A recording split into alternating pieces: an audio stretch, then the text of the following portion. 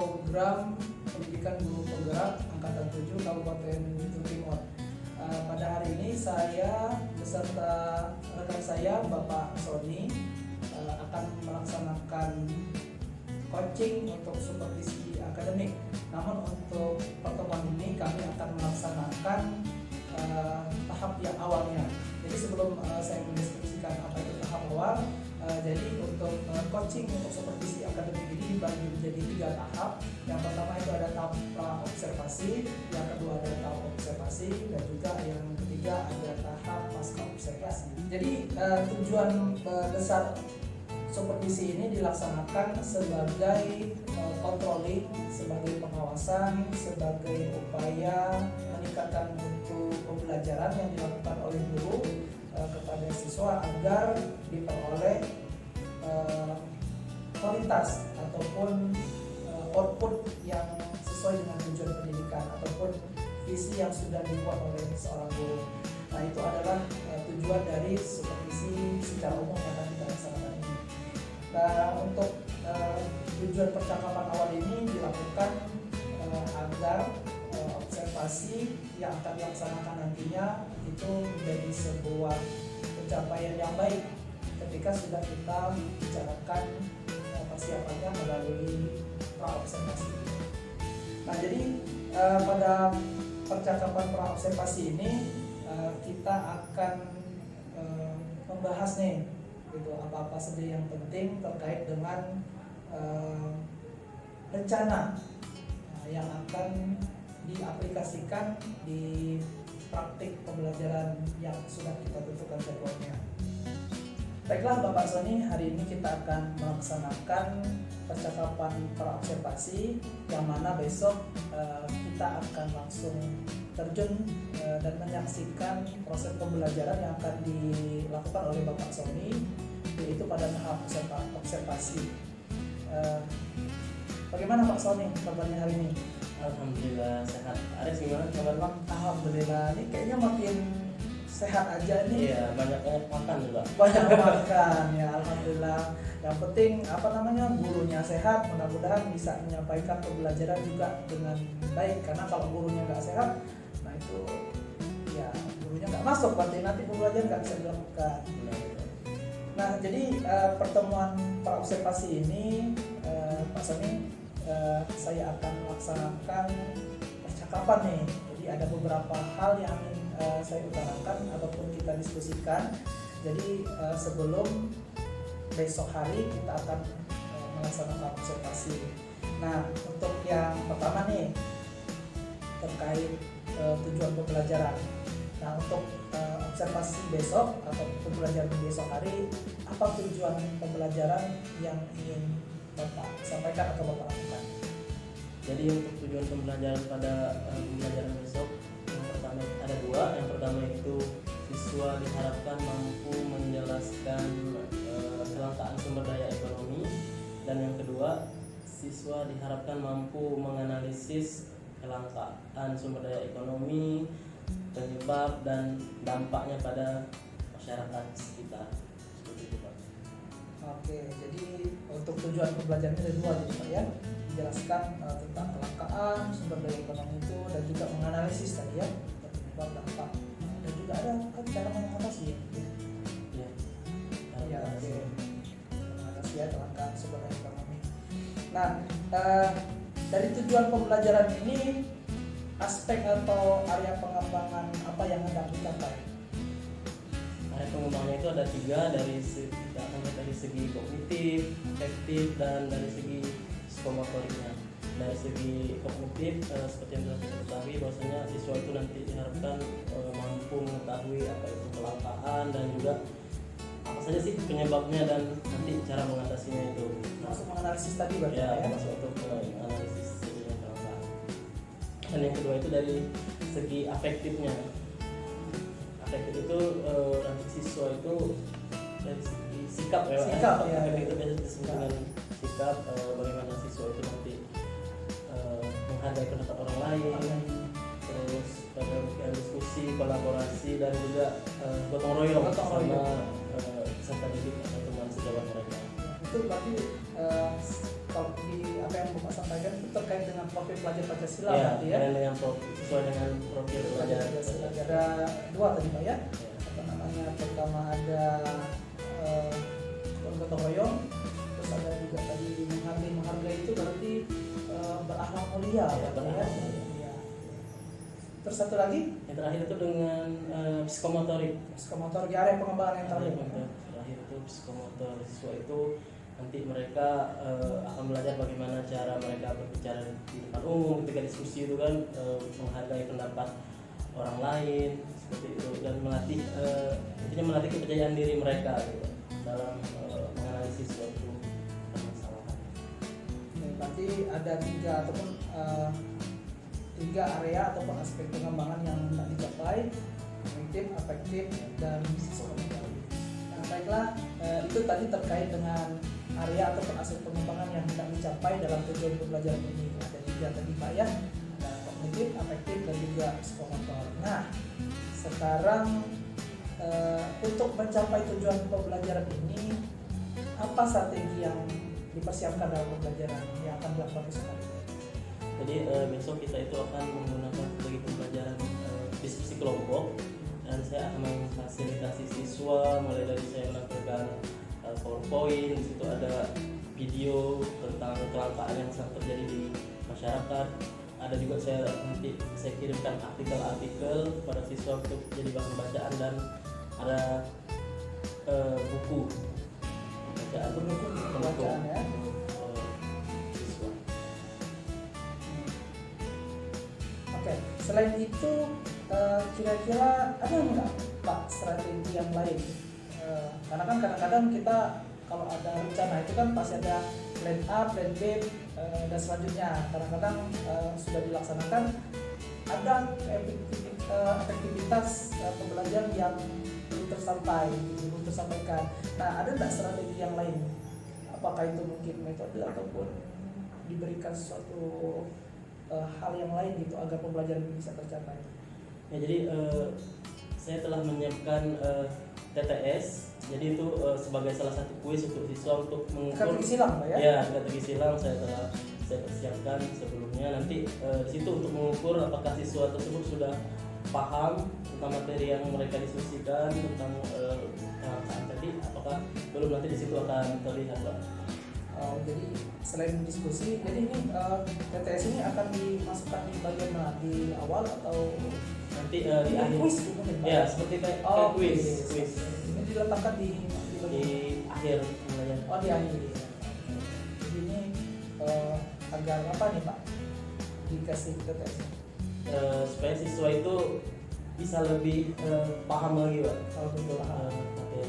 tentunya mungkin lebih menarik kan ya? Ya, dan jadi kita itu nggak kuis-kuis yang kayak biasanya itu kan siswa itu bosan nanti Pak. Jadi kita kemas dalam bentuk TTS biar lebih menarik juga.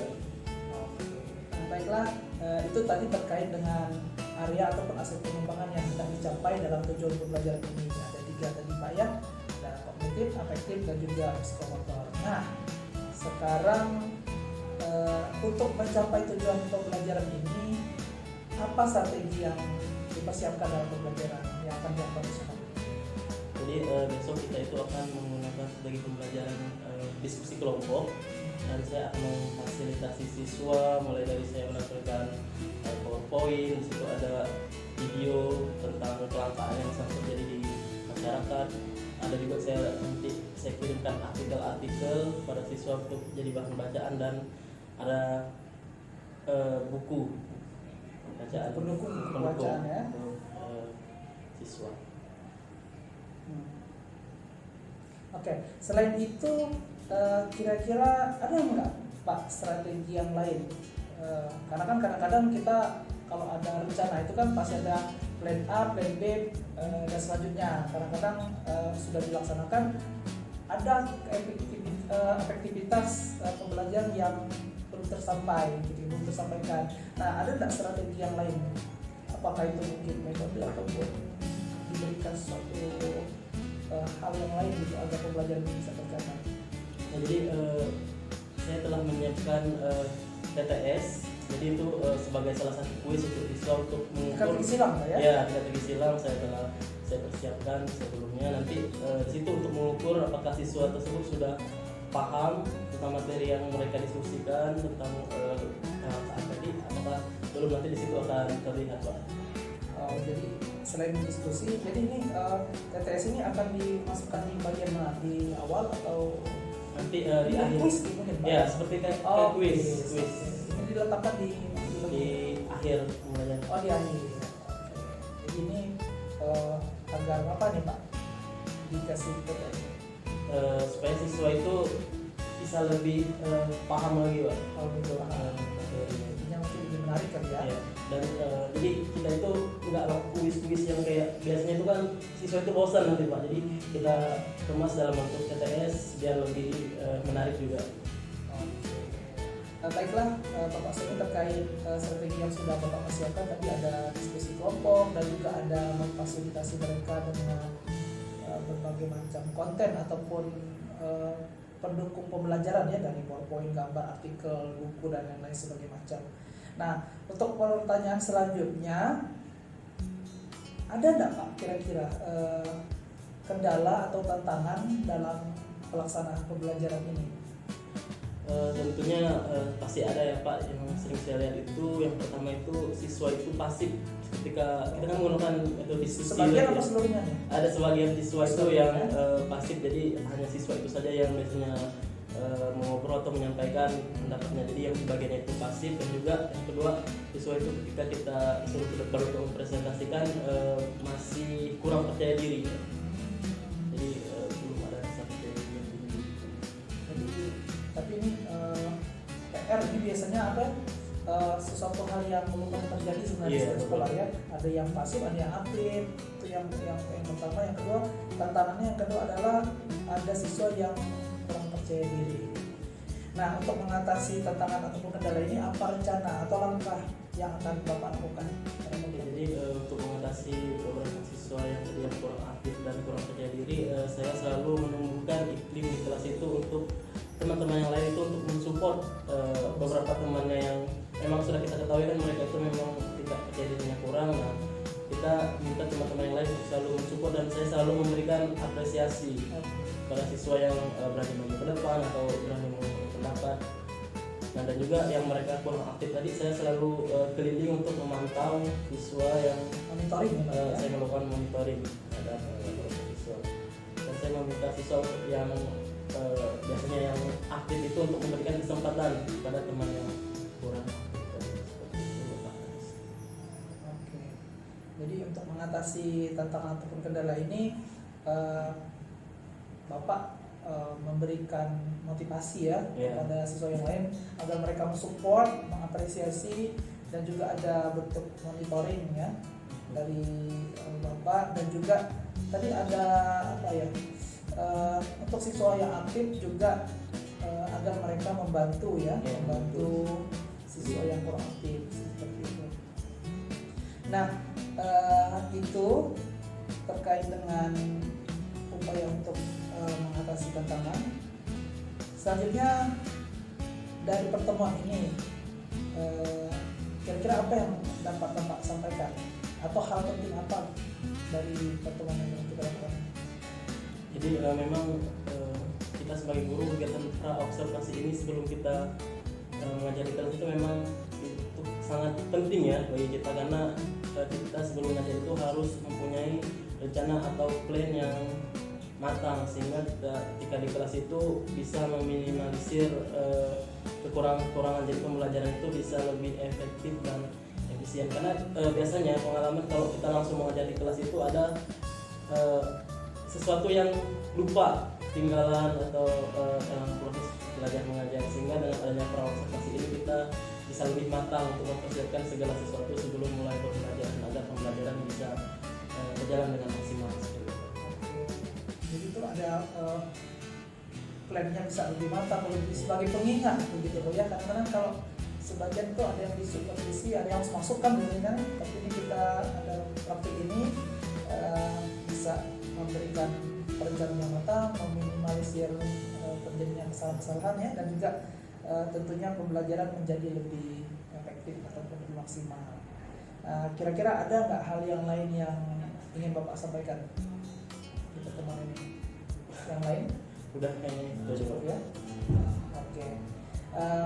Baiklah, itu saja percakapan para observasi yang telah kami lakukan pada hari ini. Tentunya pra observasi sangat penting bagi pembelajaran karena beberapa poin yang bisa kita petik, yaitu terkait dengan perencanaan yang bisa menjadi lebih baik, dan yang kedua bisa meminimalisir kesalahan. Yang ketiga tentunya pra observasi ini membantu agar pembelajaran menjadi lebih efektif dan menjadi maksimal. Itulah percakapan kita hari ini, Pak Sony.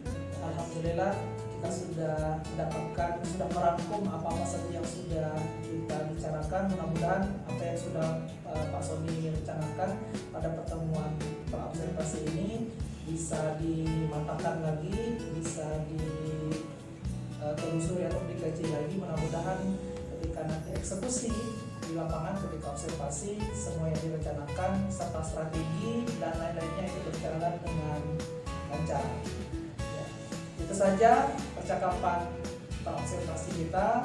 Mudah-mudahan apa yang kita tujukan, apa yang kita harapkan dari tujuan supervisi ini, terutama di tahap pra-observasi ini bisa berjalan lancar dengan pembelajaran yang maksimal ataupun lebih baik. Assalamualaikum warahmatullahi wabarakatuh. Assalamualaikum warahmatullahi wabarakatuh. Waalaikumsalam warahmatullahi wabarakatuh. Selamat pagi semuanya. Pagi. Apa kabarnya? Sehat? Sehat. Masih semangat? Pagi. Puasanya lancar? Lancar. Alhamdulillah. Oke, sebelum mulai pembelajaran hari ini, Bapak akan mengecek kehadiran siswa terlebih dahulu. Ada yang tidak hadir? Hadir semua? Oke, sebelum mulai pembelajaran, ada baiknya kita berdoa menurut agama dan kepercayaan masing-masing. Semoga pembelajaran kita hari ini bisa berjalan dengan lancar. Apa yang telah Bapak berikan bisa kalian mudah mencernanya. Untuk kelas, tahta silakan bikin doa. Doa menurut agama masing-masing. Doa mulai.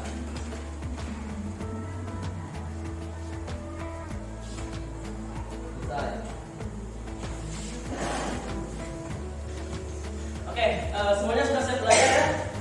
Semuanya jangan tegang, santai, seperti biasanya.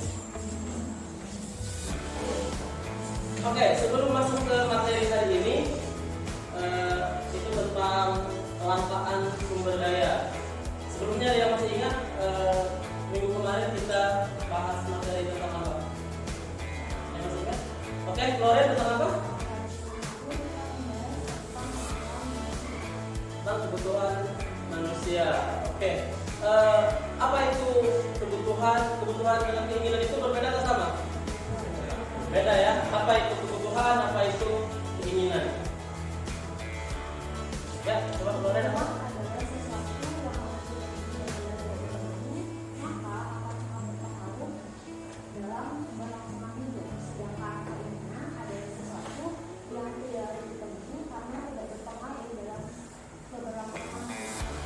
Ya, aku boleh kasih tepuk tangan dulu untuk teman kita. Jadi kebutuhan itu adalah sesuatu yang harus dipenuhi. Kalau tidak dipenuhi akan berpengaruh terhadap kelangsungan hidup manusia. Tapi kalau keinginan itu sesuatu yang tidak harus dipenuhi. Contohnya kebutuhan itu ada apa aja? Makan, minum, itu kan kalau tidak terpenuhi akan berpengaruh terhadap kelangsungan hidup manusia. Tapi kalau keinginan itu contohnya apa? Nah, kebiasaan atau pakai iPhone itu kan hanya keinginan saja. Oke. Sekarang dari materi yang kemarin sampai yang hari ini itu adalah kebutuhan dan kelangkaan. Ada hubungannya nggak kira-kira antara kebutuhan dan kelangkaan? Kalau kebutuhan itu kan yang tidak terbatas. Ya, oke. Sedangkan alat pemenuhan kebutuhan tersebut memiliki sifat yang terbatas. Itulah yang menyebabkan terjadinya kelangkaan. Ya, kasih tepuk tangan dulu. Nah, itulah kondisi yang akan menyebabkan terjadinya kelangkaan yang akan kita bahas materinya hari ini. Adapun tujuan pembelajaran kita pada hari ini, yang pertama itu mendefinisikan pengertian kelangkaan, yang kedua menentukan faktor penyebab terjadinya kelangkaan, yang ketiga menganalisis dampak terjadinya kelangkaan, yang terakhir menganalisis solusi untuk mengatasi kelangkaan yang terjadi. Oke, berbicara masalah kelangkaan, tentunya ini berkaitan dengan kehidupan kita sehari-hari. Mungkin kalian pun merasakan belakangan ini banyak terjadi kelangkaan yang terjadi di lingkungan kalian sekitar. Contohnya ada apa aja? Kelangkaan apa yang sedang terjadi sekarang? Kelangkaan gas, terus kelangkaan minyak goreng kan? Kemarin sempat terjadi kelangkaan minyak goreng. Oke, sekarang Bapak akan memutarkan video tentang kelangkaan. Silakan kalian amati dan nanti kalian analisis dan kasih komentar. Oke, tadi di video tadi apa yang kalian lihat? Terjadi kelangkaan apa? Minyak goreng. Jadi kelangkaan minyak goreng. Apa sih yang menyebabkan minyak goreng itu langka di video ini? Ayo, satu orang. Karena harganya yang sangat tinggi. Oke, betul ya. Jadi minyak goreng ini langka karena terjadinya adalah menyaksikan video tentang terjadinya kelangkaan yang ada di lingkungan sekitar. Itu sebagai materi pembuka untuk kita hari ini. Sekarang untuk bahas materi lebih dalam tentang kelangkaan ini, Bapak akan membagi menjadi 3 kelompok berdasarkan kemarin telah kita sepakati gaya atau tipe belajar kalian. Ada yang belajar tipenya apa? Visual, auditori, dan kinestetik. Oke, untuk kelompok visual Bapak akan membagi di sebelah sini, auditori di sini, dan kinestetik di sini. Oke, sekarang silakan bikin kelompok terlebih dahulu. Oke, perhatian semuanya. Kelompoknya sudah dibagi. Sekarang Bapak akan membagikan lembar kerja untuk setiap kelompok masing-masing.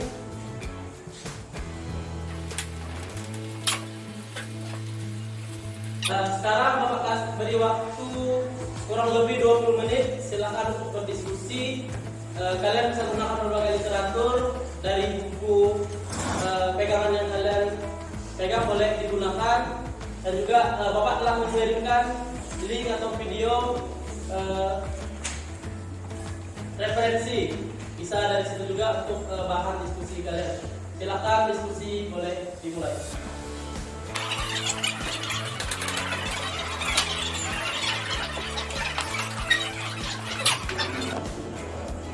Oke, selain tadi dari artikel dan video, Bapak juga mempunyai gambar. Ada yang membutuhkan? Oke, tunggu. Kelompok yang lain? Oke, silahkan lanjutkan diskusinya. Waktunya tinggal 10 menit.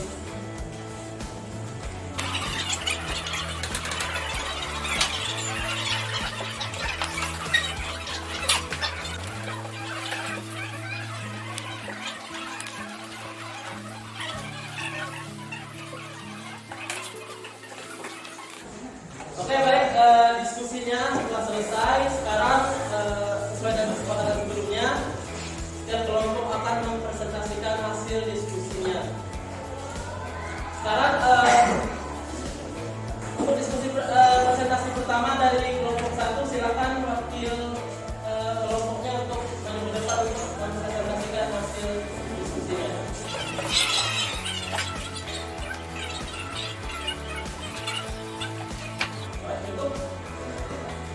Oke, kasih tepuk tangan dulu untuk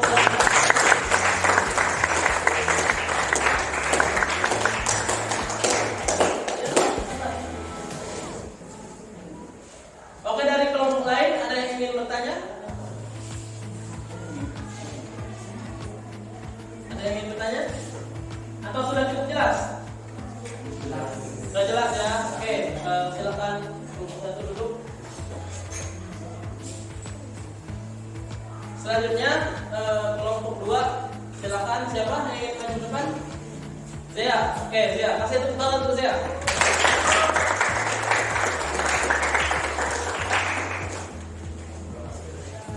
Assalamualaikum warahmatullahi wabarakatuh. Jadi hari ini saya akan membacakan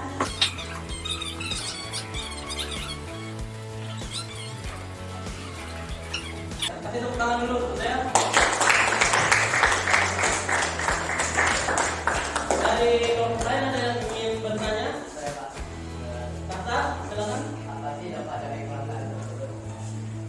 Oke, dari Tahta bertanya apa sih dampak dari kelangkaan minyak goreng mungkin ya? Ya, apa sih dampak dari kelangkaan minyak goreng itu? Atau dari kelompoknya ada yang ingin menambahkan juga?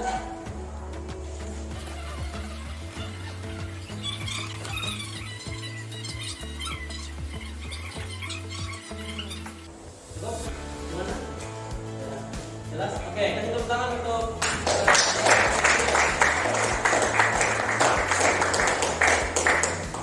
ya, betul ya.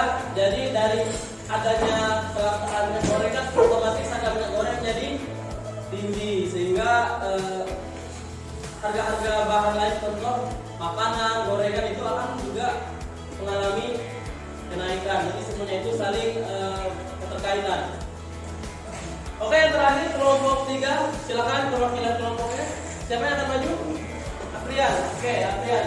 Kasih tepuk tangan untuk Aprian.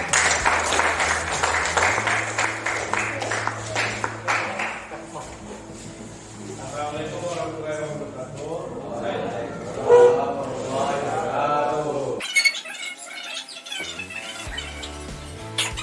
Oke, kasih tepuk tangan untuk Aprian. Dari kelompok lain ada yang ingin bertanya? Silakan. Tentang kelangkaan. Oke, silakan siapa namanya, Bro?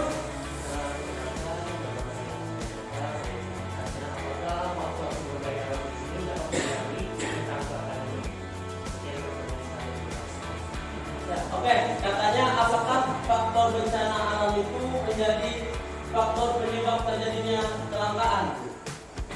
Silakan dijawab atau kelompoknya bisa ikut menambahkan.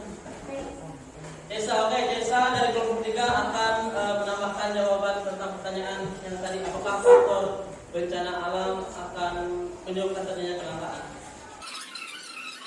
Oke, betul ya, kasih tepuk tangan dulu.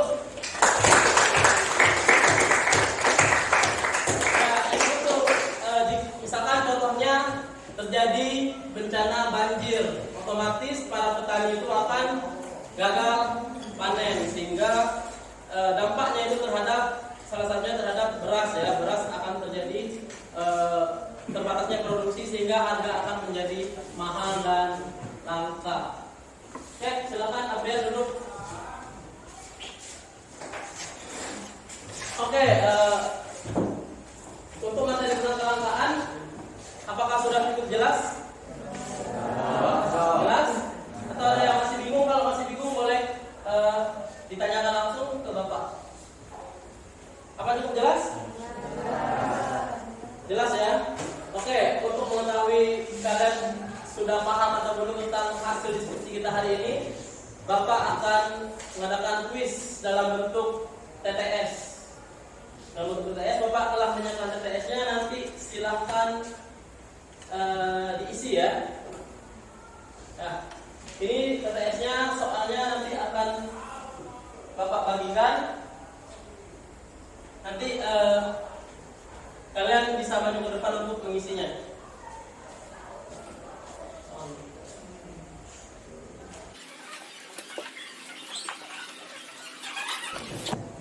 Oke, kuisnya soalnya sudah Bapak bagi, silahkan siapa saja yang ingin maju, silahkan boleh diisi.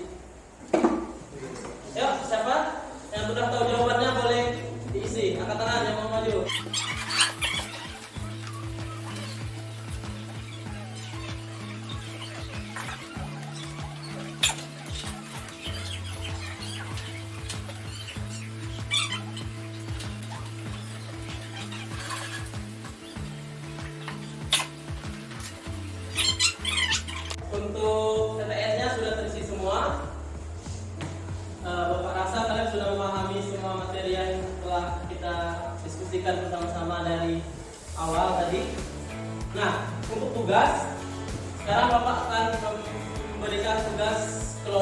kalian.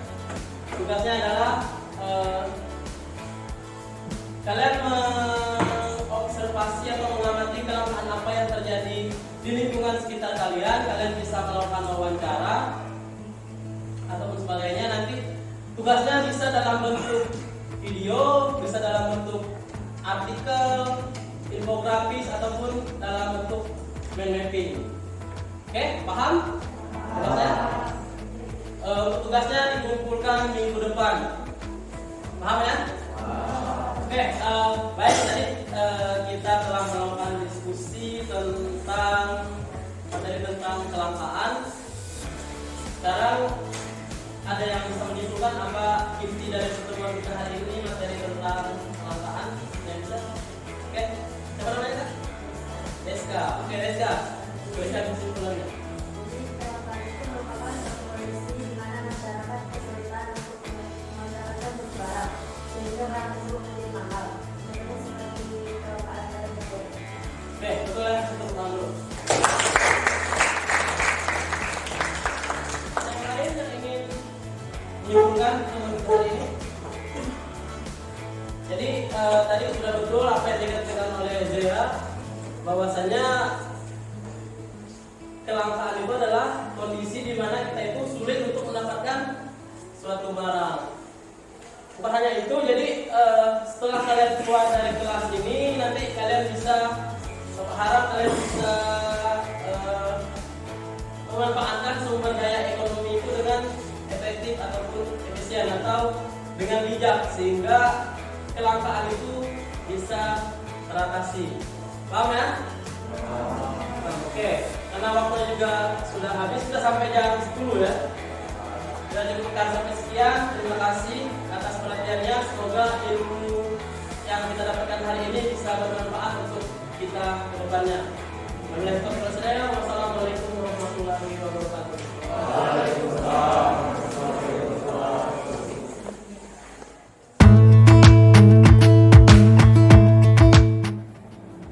Ya, jadi Pak Sony, kita sudah melakukan proses pembelajaran ya, terutama Pak Sony waktu di observasi belajar di kelas. Nah, jadi pada kesempatan kali ini kita akan refleksi terkait apa yang sudah Pak Sony lakukan. Nah, jadi untuk tujuan percakapan ini kira-kira apa nih Pak? Saya berharap pembelajaran nanti ke depannya bisa menjadi lebih baik, sehingga saya terutama bisa mengidentifikasi apa saja sih kebutuhan dari murid itu, yang sehingga pembelajaran itu bisa tercapai dengan tujuan yang telah kita tetapkan. Jadi berbasis kebutuhan ya, Ya, kebutuhan dan ya. berdampak seperti itu ya. Nah, jadi pembelajaran yang sudah Pak Sony lakukan pada waktu di observasi itu apa pembelajarannya seperti apa, atau tujuannya yang sudah diajarkan gitu dari pembelajaran yang sudah dilakukan Pak Sony itu? Ya, saya melakukan kegiatan pembelajaran berdiferensiasi yang berdasarkan dari kognitif, Ya, aspek kognitif, efektif dan afektif, psikomotor siswa. psikomotor. Dari aspek kognitif kita melakukan memberikan kegiatan pembelajaran yang variatif sesuai dengan kebutuhan siswa tadi Pak. Karena siswa itu kan mempunyai karakteristik yang berbeda-beda, sehingga perlakuannya juga harus berbeda. Jadi kontennya itu kita bagi dari kita tampilkan video, ada yang dalam bentuk artikel atau Sesuai misalnya langsung karakteristik mereka ya. sesuai Jadi dengan kalau karakteristik itu apa kemarin? Ada karakteristik apa aja? Ada audio ya? ya audio, ada yang kinestetik, Terus satu lagi? ada yang visual. Visual. juga. Oh, Nah, jadi untuk memenuhi pengetahuan mereka, jadi harus disesuaikan dengan karakteristik mereka ya, tadi. karakteristik karakteristik. Nah, jadi untuk itu pembelajaran diferensiasi ya. Jadi menurut Bapak pembelajaran diferensiasi itu apa sih sebenarnya? Ya, jadi pembelajaran berdiferensiasi itu adalah pembelajaran yang mengakomodir kebutuhan siswa.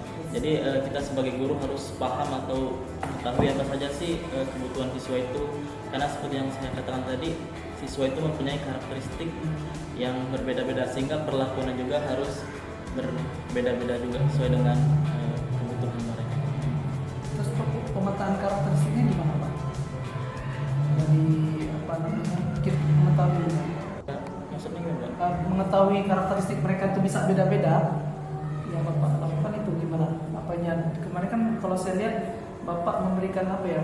Video ya. Oh, itu baik dari segi kontennya ya, Pak. Oh, dari konten. Dari konten, misalnya dari bagaimana prosesnya juga saya membagi kelompok. Oh, kontennya bervariasi. Ya, kontennya bervariasi. Terus dari kegiatan proses pembelajaran juga saya membagi beberapa kelompok sesuai dengan tadi karakteristiknya tadi, dan juga dari produknya atau penugasannya itu saya memberikan kebebasan kepada siswa untuk pilihan kepada mereka untuk tugasnya itu sesuai dengan karakteristik tadi. Jadi mereka bisa memilih sesuai dengan minat dan juga mereka mau seperti apa gitu ya. Ya, jadi pembelajaran ini saya rasa pembelajarannya adalah mengakomodir kebutuhan Seperti yang itu tadi ya. siswa tadi dari segi baik dari materi, proses dan dalam bentuk tugasnya. Jadi diharapkan siswa itu mendapatkan nilai yang maksimal, karena selama ini kan kita mengukur rata bagaimana dari segi penugasan atau kegiatan pembelajaran. Nah, dengan adanya pembelajaran diferensiasi ini siswa kelihatannya bisa lebih maksimal karena sesuai dengan karakteristik mereka tadi. Jadi memperhatikan atau berorientasi pada kebutuhan murid atau berpusat pada murid tadi ya. Sebenarnya pembelajaran itu kita harus mengetahui karakter gitu agar nilainya tadi bisa maksimal. Nah, dari pembelajaran yang sudah Bapak lakukan, apa kira-kira yang perlu diperbaiki? Yang perlu diperbaiki yang praktek yang kemarin itu dari segi waktunya Pak, karena waktunya itu jadi manajemen waktunya sepertinya agak kurang, jadi sedikit keteteran kan pasti akhirnya, sehingga ada beberapa bagian yang terlupa seperti berdoa pas selesai mengajar, dan itu harus diperhatikan. Jadi dari segi manajemen waktu. Manajemen waktu. Jadi pembelajaran sudah dirasa sesuai dengan kebutuhan murid, namun untuk pengelolaan waktu ada sesuatu yang di luar kita lewat dari waktu yang sudah dijadwalkan. Nah, menurut Bapak bagaimana untuk permasalahan tersebut? Apa yang dilakukan menurut pemecahannya? Masalah mungkin harus memperhatikan di awal. Jadi di awal itu jangan terlalu banyak berleha-leha di awal, jadi sehingga waktunya itu bisa cukup, dan juga mungkin harus berbanyak diskusi dengan teman sejawat atau rekan kerja yang lain, sehingga mereka bisa memberikan masukan-masukan untuk bagaimana pengelolaan kelas yang baik. Jadi pengelolaan waktu gitu ya, dari Bapak.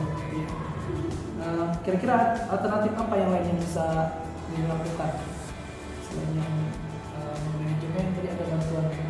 Ya, tadi seperti yang saya katakan, mungkin diskusi dengan teman sejawat sesama guru ekonomi atau guru-guru yang lain, atau bahkan bisa guru ekonomi, bisa guru yang lain juga ya.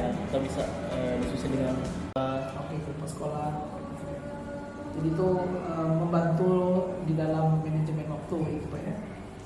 Nah, kira-kira ada enggak Pak yang lain selain itu untuk alternatif agar pembelajarannya bisa sesuai dengan RPP ya gitu ya, atau modul aja kalau di kurikulum mereka?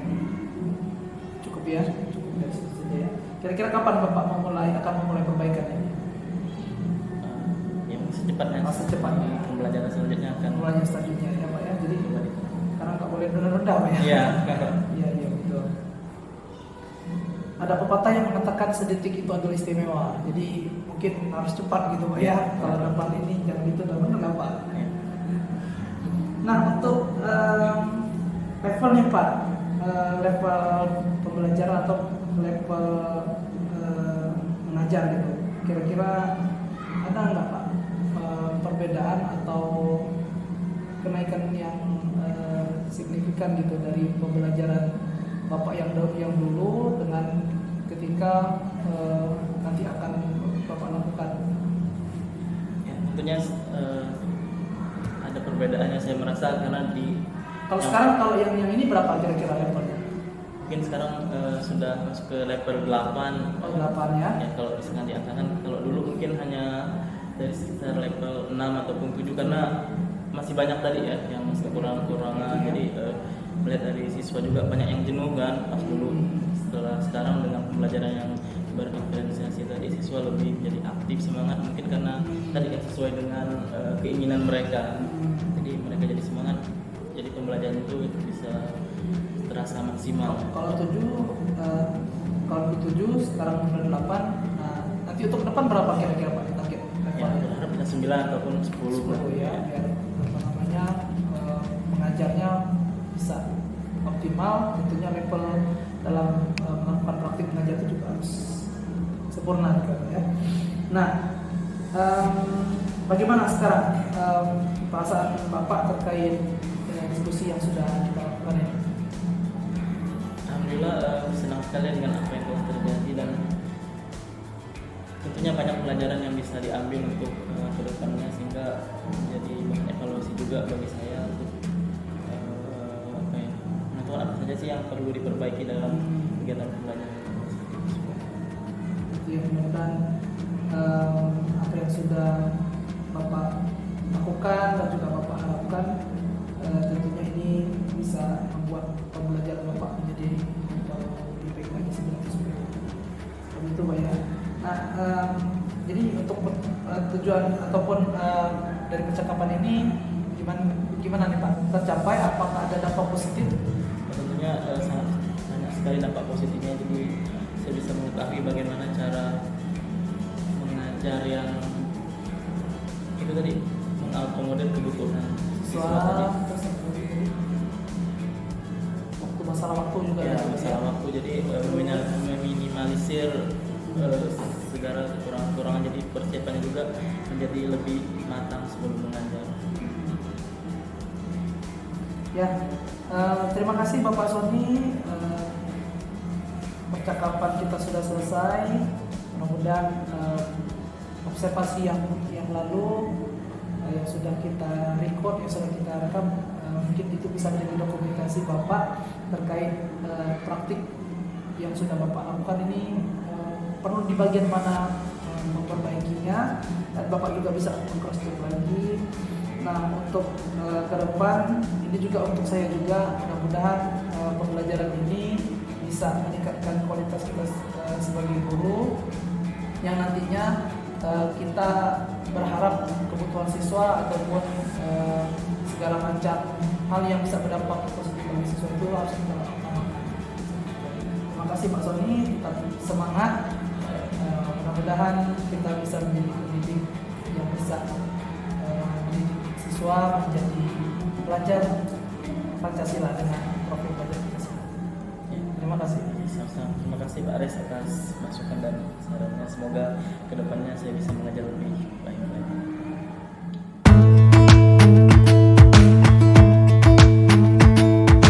Jump into the car on a Friday night, I wanna drive with you. Looking for a bar in the nearest town, I've never seen a sky so blue.